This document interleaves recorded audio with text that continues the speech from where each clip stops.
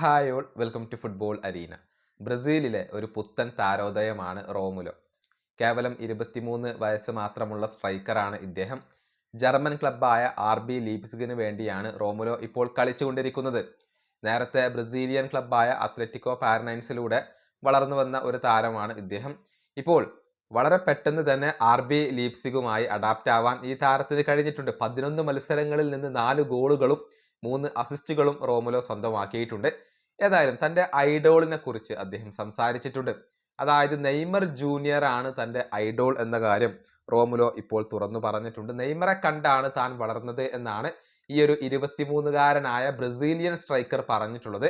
അദ്ദേഹത്തിന്റെ വാക്കുകൾ ഇങ്ങനെയാണ്: എൻ്റെ പിതാവ് സാന്റോസ് ആരാധകനായിരുന്നു. സ്വാഭാവികമായി അത് എനിക്കും ലഭിച്ചു.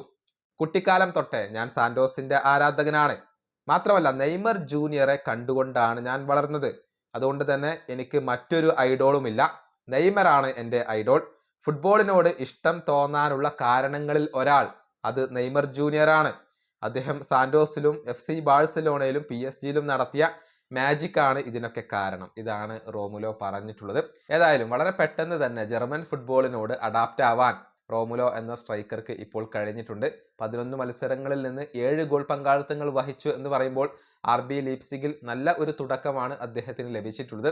നേരത്തെ തുർക്കിയിലും കളിച്ചു പരിചയമുള്ള താരമാണ് റോമുലോ. ഈ വീഡിയോ അവസാനിപ്പിക്കുന്നു. അടുത്തൊരു വീണ്ടും കാണാം.